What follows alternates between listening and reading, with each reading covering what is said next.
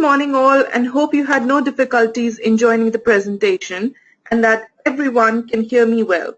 Our speaker today is Mr. Omer Simjee, who leads the Irwin Mitchell India and South Asian Business Group. He heads the firm's relationship with UK India Business Council and is an executive committee member for the ABCC, that is the Asian Business Chamber of Commerce. Omer leads the firm's national businesses immigration practice, which supports company clients in bringing overseas experts to work for them in the UK, while also ensuring that his clients comply with their obligations to prevent illegal working. Before we begin, I would like to familiarize you with the toolbox on the right-hand side of your screens. Just to let you know, everyone will be on mute during the course of the webinar, but if you do have a question, please type it into the little bracket on your toolbox in the Please Type Your Question Here section to send this to me, and I will take it up during our Q&A session at the end. With the formalities complete, I now hand over the webinar to Mr. Omer for the presentation. Over to you, Mr. Omer. Thank you, and good morning to those of you joining us from the UK. Thank you very much for dialing in, and thank you very much for that introduction, Nandini. So I'm going to start by looking at business visitors. So essentially, for those of you who wish to send staff to the UK, you have three main options for doing that as employers. One is as business visitors. Second would be on a sponsored basis, which we'll come on to talk about later, under the Tier 2 general regime. And the third option would be to send somebody over as part of an intra-company transfer. So looking at business visitors initially. So these are foreign nationals who would be able to come to the UK for a period of 6 months. And that's 6 months in any rolling 12-month period. As we work through this session, I'm just going to be giving you the benefit of a few insights from my own experience. And the first one I've mentioned here is that any visitor to the UK should keep a very careful record of their entry and exit dates to work out the cumulative amount of time that they are spending in the UK as a business visitor. The difficulty that one could find themselves in having stayed for longer than 6 months is that this could be deemed to be in contravention of the immigration rules and could put a black mark on that person's immigration record, which could then bar them or restrict them from entering the UK again in the future, or it could affect the success of making a more formal visa application at a later stage. So that's just something to be very mindful of. Now, what can such visitors do when in the UK? Well, we have a distinction really between sort of employed engagements and non-employed. So any business visitor to the UK should not be actively working. The Home Office spells out fairly carefully what somebody can and can't do. We'll go through a couple of the typical categories in a short while, but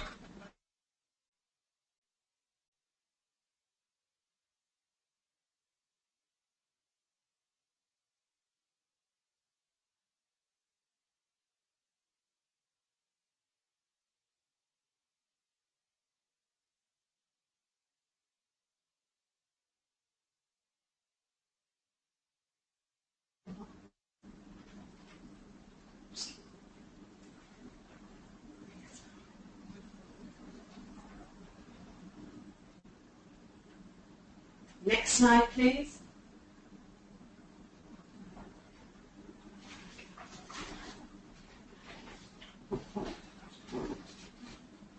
okay, so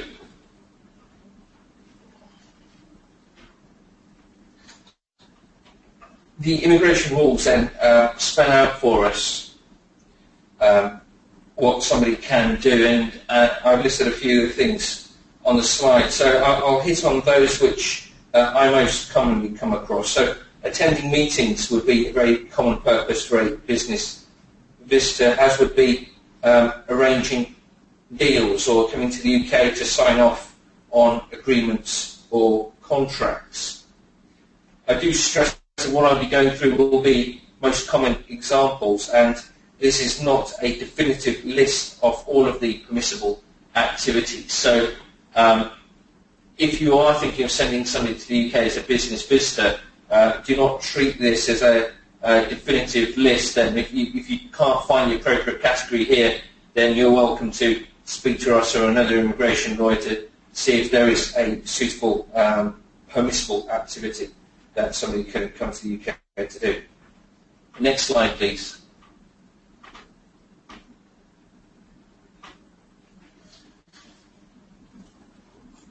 Again, picking out the most common types of activity for a visitor, undertaking fact-finding missions. And you as Indian businesses will also have an interest in knowing that you can send over your board-level directors to attend UK board meetings. Again, just remembering that it's important that they are not paid anything in addition for coming to do this. Next slide, please.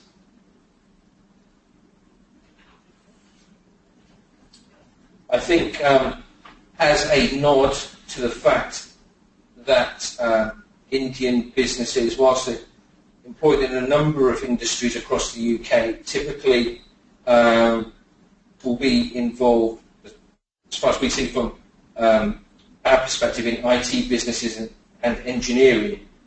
We have two options here that are used fairly frequently. So one will be for a foreign IT company to send somebody over to install, debug or enhance a product or service that has been supplied, provided that that is within the initial guarantee period. So that's of assistance to IT businesses. Similarly, with engineering, or potentially most commonly used for engineering, representing foreign manufacturers by coming to service or repair a supplied product, again within the initial period of guarantee. Next slide. Turning to some practicalities, it's important to remember that dependents, so these are family members, may accompany business visitors but must not take up employment whilst in the UK. And just going back to what we mentioned about an overall limit of 6 months and any 12 months, it's not possible to apply for an extension to that limit. Next slide. This is a very important slide for business visitors and for yourselves. I'd suggest that you use this slide almost as a checklist for when you're sending people over as business visitors, because what we've really noted here is the advice that we would be giving and typically charging for in terms of things to put in place when sending over a business visitor. These are practicalities which are important to ensure that when somebody arrives in the UK, if they are questioned by an immigration officer, then they're able to produce the appropriate evidence which will support the fact that they are genuinely coming to the UK as a business visitor. So what kind of things would you need to put in place? Having a return ticket as evidence of the intention to leave the UK. The immigration officer will be keen to see that there is some intention to leave the UK. Evidence of accommodation whilst in the UK. So does the visitor know where it is that they'll be staying? Either some rented accommodation or a hotel. In either case, then it would be important for them to have the actual address of where they are staying. It might be that the immigration officer will take a note of that and might even seek to make their own checks So it is important that this is given some thought in advance of sending somebody over. This is a really good practical one. A letter in support from the overseas employer, that will typically be then the Indian employer confirming the business that is intended to be transacted in the UK. Ideally then sort of referring back to one of the permissible activities to explain that they're either coming over for a conference or for a board meeting, and that this is very important, that they will be paid, continue to be paid by their overseas employer, not by the UK company, because of course if there's any indication that the UK company is going to be paying, then that would suggest that this is actually an employed activity and that would not be suitable for a business visitor. Also important to have some evidence of funds to show that the person is able to support themselves whilst in the UK. That would sort of demonstrate that they wouldn't be a burden on the UK systems. And then also a letter in support from the UK business. So ideally a separate letter confirming again the purpose of the visit. Obviously the two letters need to be joined up, they need to be consistent, both confirming the same purpose of the visit and just confirming whether expenses and accommodation are to be provided. And then just on the funds point again, ideally a bank statement showing that there is money available to the visitor whilst in the UK. Just another practical issue then, one off the slide, but again from the benefit of my experience. As the UK employer, be careful about any evidential trail that you are going to be leaving behind or creating.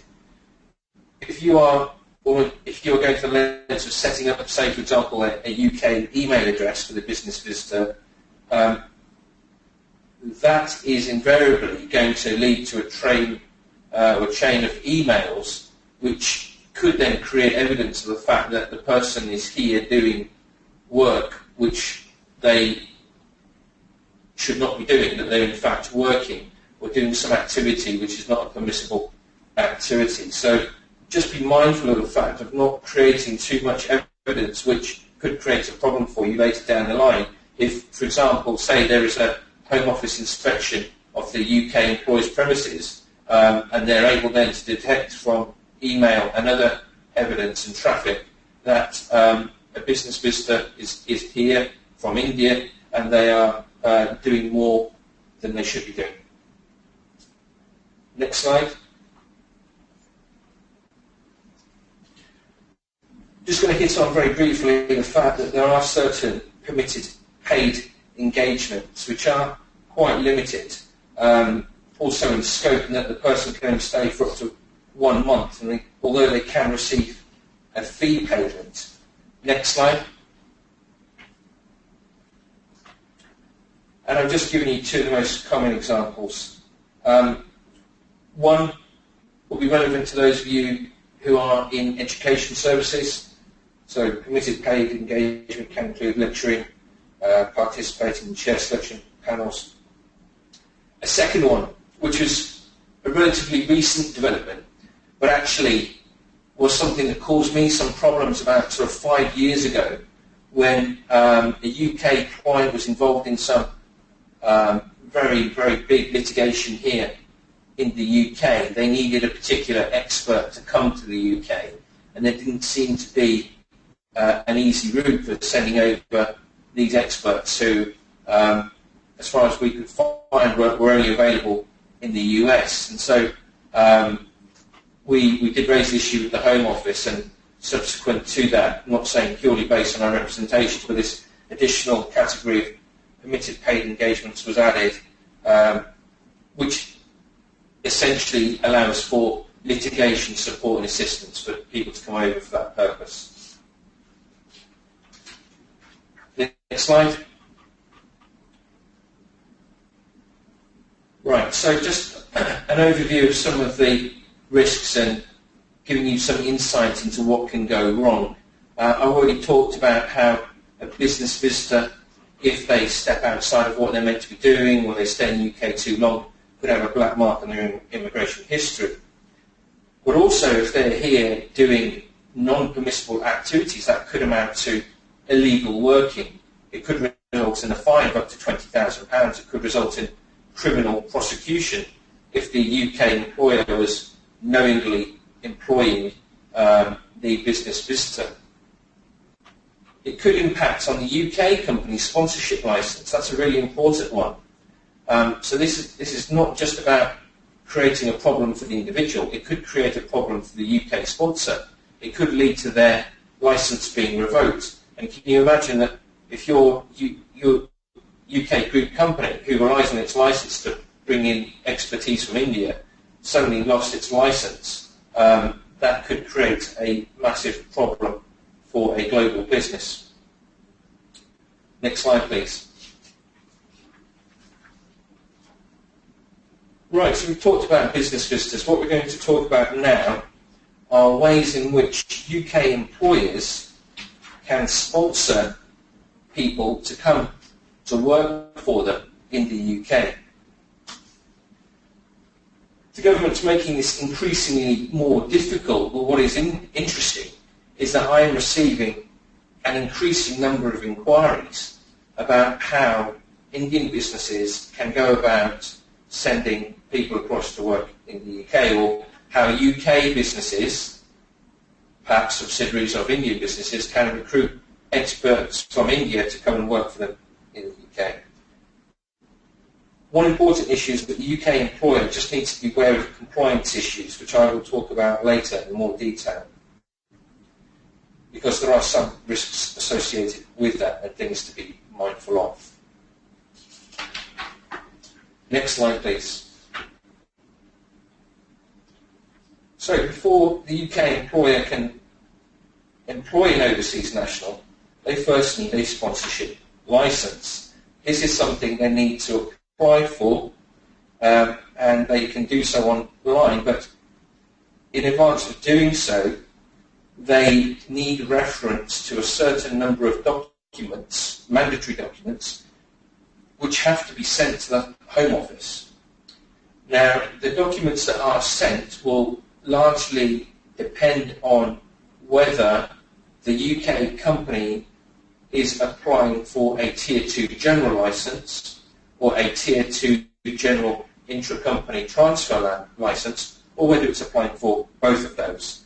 And this is typically where we would get involved in giving support to the UK employer about what it needs to supply with its application. Now, in my experience, a large number of these applications fail, not because the UK company is not a suitable employer, but because the incorrect documents have been supplied, or the documents that have been supplied have not been certified as true copies of the originals in a very, very precise way that the Home Office requires. So it is worth collating all of these documents and having a UK-based immigration lawyer review your documents to make sure that the correct items are submitted. And that is particularly important, again, giving you the benefit of a typical scenario. These situations are incredibly time-pressured.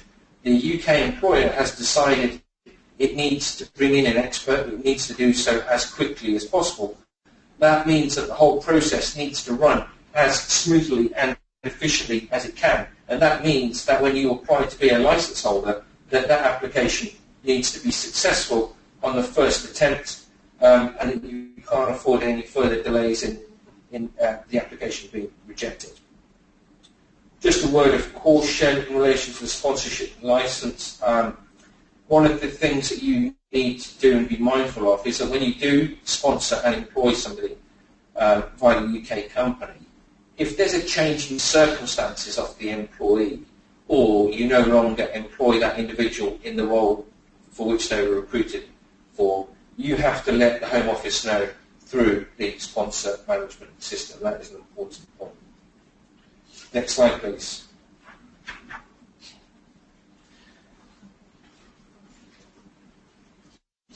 So the next step is that when you've secured your licence, you then need a certificate of sponsorship This is something that you as the UK employer then need to issue to the applicant, the overseas applicant, in order for them to complete their own personal application. So without this certificate, they can't do anything.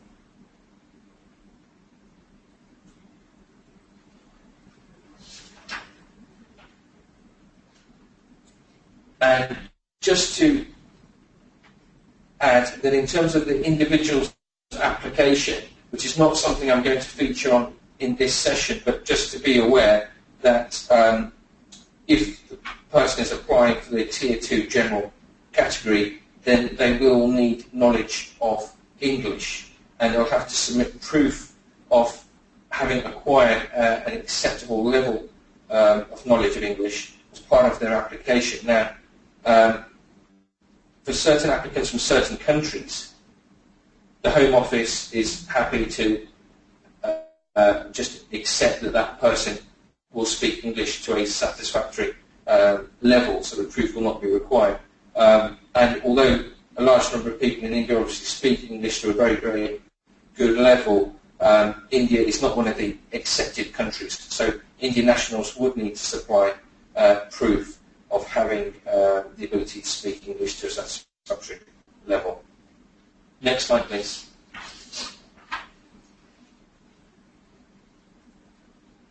Right, so looking at the Tier 2 general category. So this applies to new hire migrants who do not already work for the company overseas. Now, these applicants will need what we call either a restricted or unrestricted certificate of sponsorship to be issued by the UK company. And in a nutshell, if the applicant is already in the UK, then the UK employer would need to issue an unrestricted certificate through the sponsor management system. If the applicant is applying from overseas, say from India, then the UK employer needs to issue a restricted certificate issued by the sponsor management system. Now, I appreciate that for some of you who aren't involved in this, that does sound rather convoluted, but it is an important component of the application process. And I'll touch on some of the details in the subsequent slides. Next slide, please.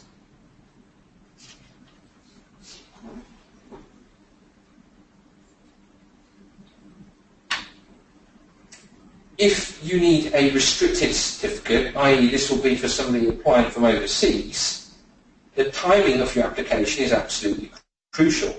This, again, is advice we're able to give you out of the benefit of having done a number of things, but I mentioned that these applications are often time critical.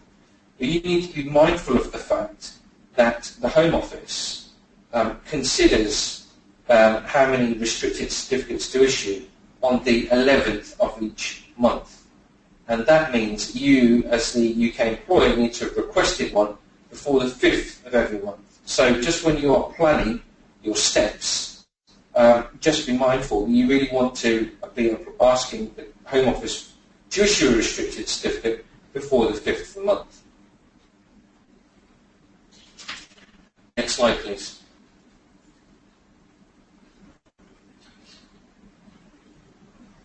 If you are seeking an unrestricted certificate, as I say, typically this will be for the following situations. So it might be that the job, the post that you have in the UK attracts a salary of over £155,300.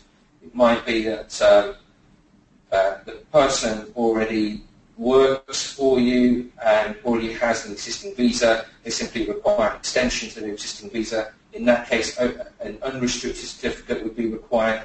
It might be that the person is already in the UK, in which case it would be an unrestricted certificate. Or there might be that they're in the UK with another immigration in a different immigration category, and they are looking to switch into Tier 2 general.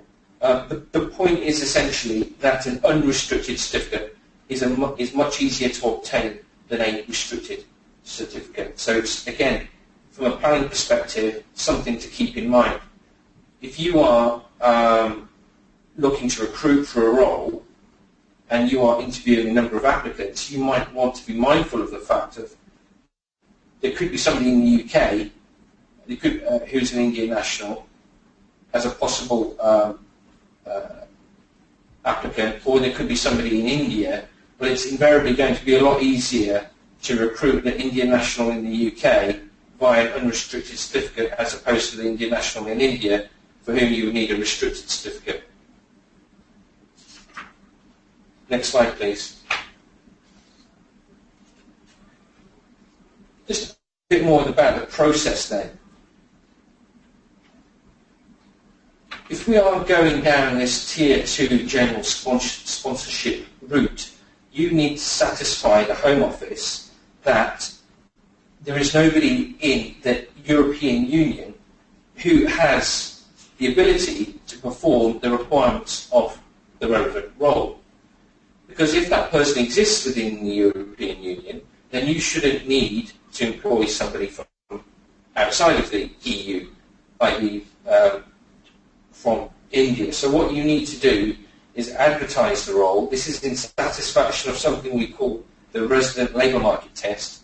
You have to put out an advert. That advert has to contain the correct amount of mandatory information, and it has to be advertised in certain specific places. Again, these are all things that your immigration lawyer will give you support with. Now, one of the exceptions, or a couple of exceptions to having to advertise these roles, are where the salary that you are going to be paying is over 155,300, and I appreciate there won't be many in that category, or if the role is on the shortage occupation list. This is a list published by the Home Office. You can go to it, you can have a look to see whether the role that you are advertising for features in that list. If it does, then you do not need to advertise, and you are just free to get on and start to recruit for that role and continue the Tier 2 sponsorship process. Why does all of this matter? Again, it goes back to time.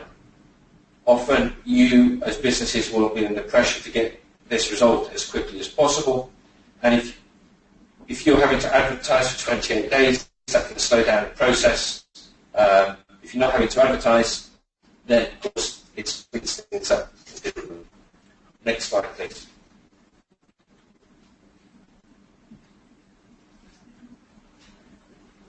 Okay, now we're going to be looking at intra-company transfers. So, the overall scenario is here. You have an international group company who are linked through share ownership.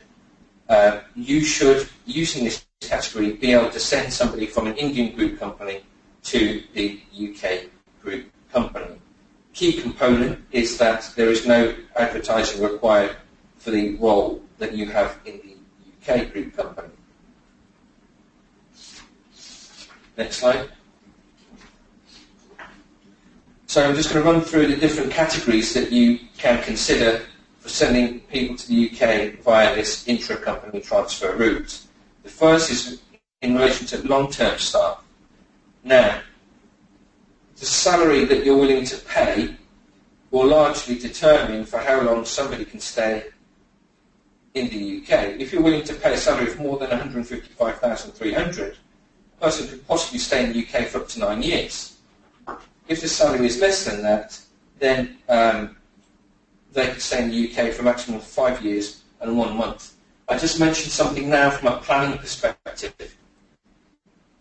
On the Tier 2 general route, if somebody has been in the UK for 5 years, they can apply for what we call indefinite leave to remain, and they could, that takes them on the route to not requiring a visa and being able to stay permanently in the UK. I mentioned the point now that the intra-company transfer route does not give you that benefit. At the end of your maximum stay, you then need to leave the UK. The time in the UK cannot then be used for you to apply for indefinite leave to remain in the UK. So that's just something to keep in mind from your planning perspective when you're thinking about whether to go with Tier 2 general or Tier 2 intra-company transfer. Do you want that person to remain in the UK for more than 5 years? A key component of the intra-company transfer is that the person must be employed in India, and I'm using the Indian example here of an Indian group company. They must have been employed in a group company for at least 12 months before coming to the UK. So again, just something to keep in mind. Next slide, please. You also have a short-term subcategory.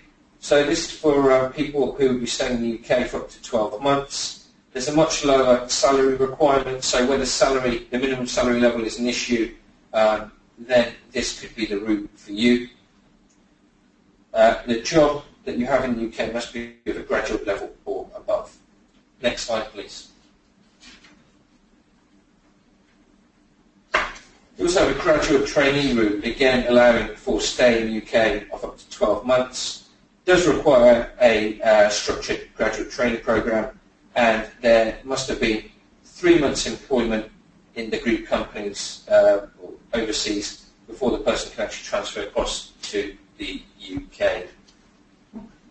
Next slide.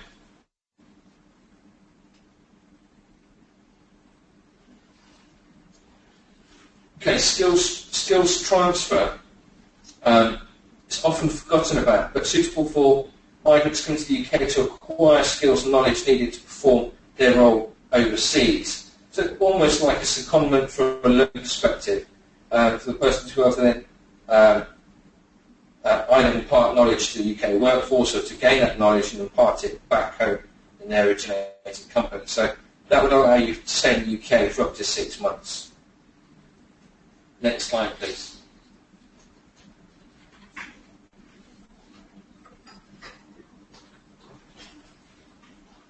Just quickly touching on the fact that dependents can come with you as part of your applications. Although they do need to be separate applications, I will touch on dependents in just a moment. Just be mindful. Given the fact that the UK and India obviously have these very close and ancestry sort of links, it might be that the person doesn't need a visa at all, but they don't realise it. So the person investigating personally whether they've actually acquired the right to work in the UK. It might be that their spouse, for example, holds a British passport.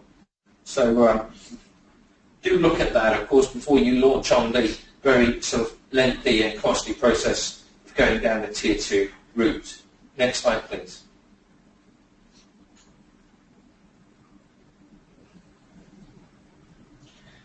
I've touched on indefinite leave to remain. This was really about a planning perspective, just to make sure that you think about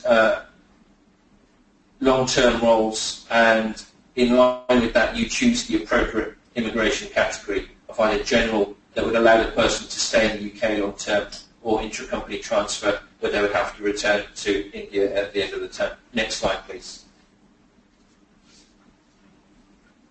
Again, if you are thinking long-term, something to keep in mind. Ultimately, somebody who has indefinite leave to remain after being in the country for 5 years would want to apply for, or may want to apply for, British citizenship. If that is the case, then there are limits on the amount of time they can have spent outside of the UK over the previous 5 years. So what I would urge you to do is monitor the amount of time being spent outside of the UK. It might be for holidays or business visits to other parts of the European Union, just to track that carefully and make sure that the people that you send over actually stay within the limits.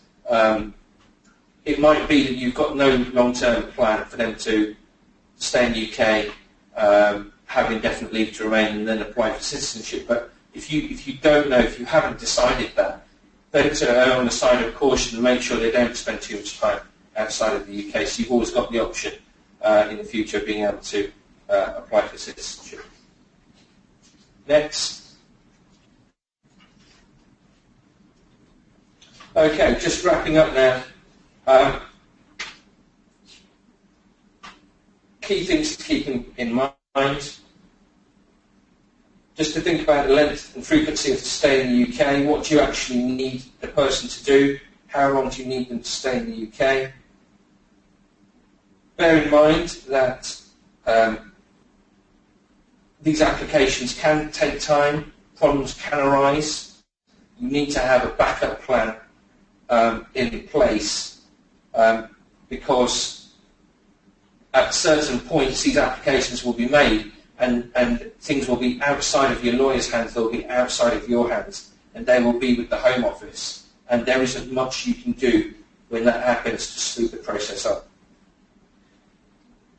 If you are securing a license, there are rules around what you must do with that license. We don't have time to go into those today, but I'll just urge you to make sure that you have the right people managing the license and that those people are clear about what they need to do to comply with Home Office requirements. Next slide.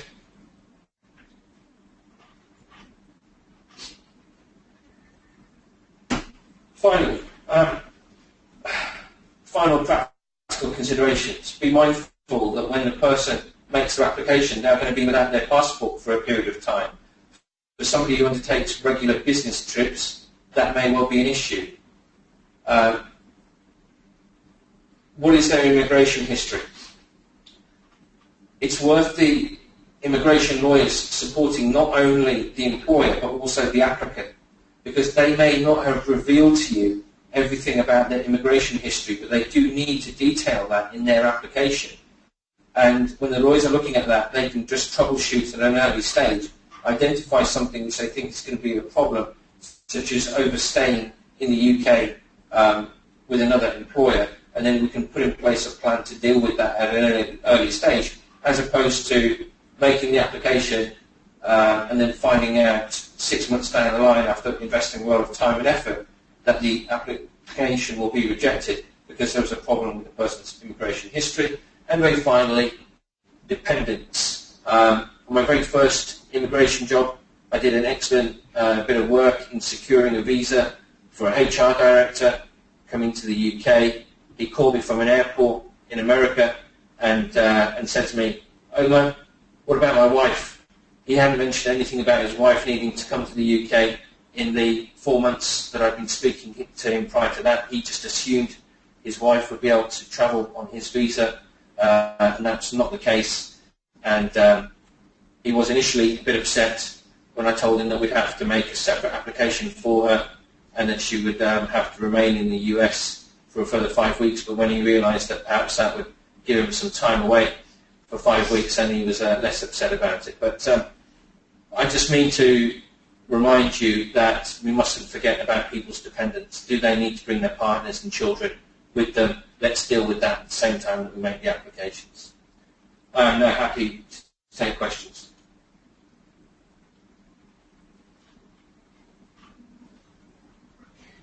Mr. Omer, thank you for that insightful presentation.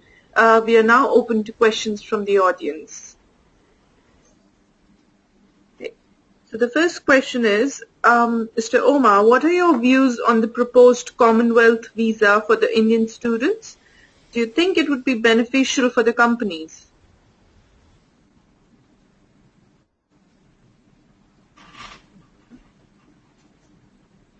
Visas for Indian students? Yes. I think any proposals in that regard would be very much welcomed.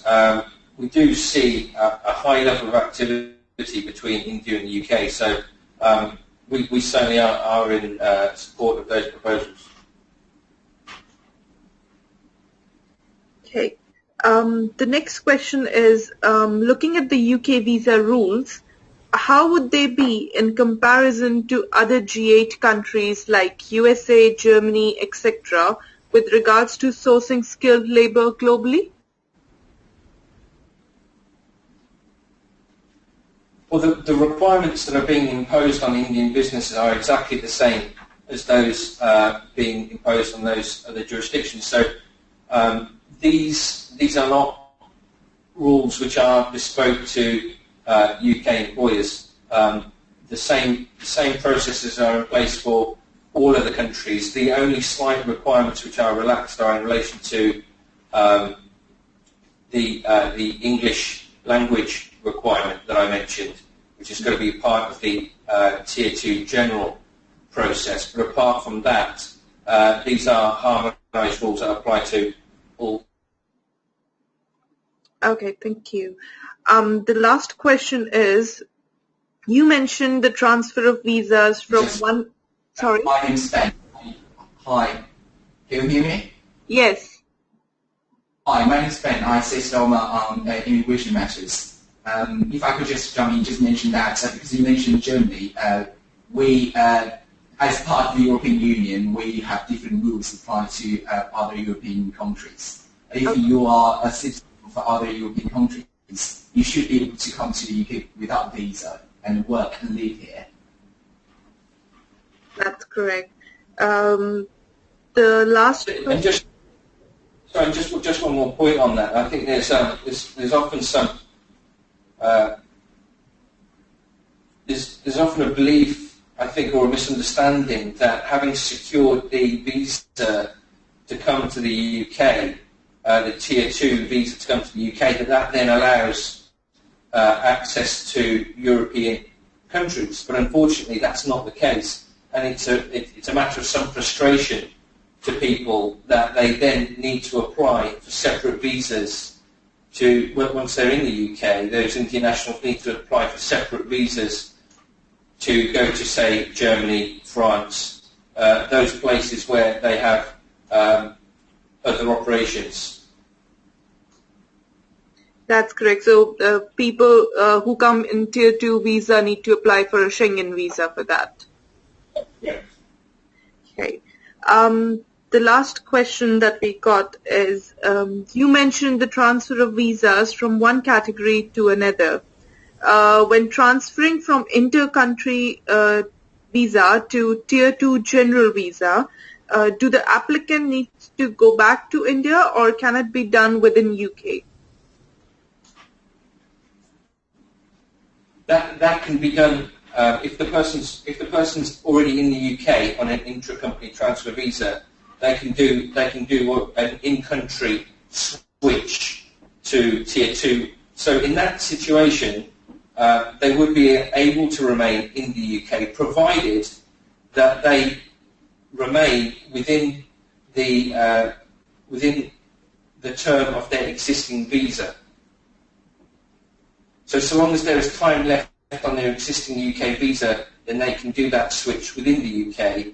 And this goes back to the point that we mentioned about whether the new employer then needs a restricted or unrestricted certificate. In that situation, they would only need an unrestricted certificate. Okay. I guess that is for the questions. Thank you very much for your time, and I hope this webinar was valuable to you. If you have any feedback or comments about today's session, or a session that you want to see us do in the future, please feel free to get in touch. Thank you for joining us, and thank you so much, Mr. Omer. Thank you.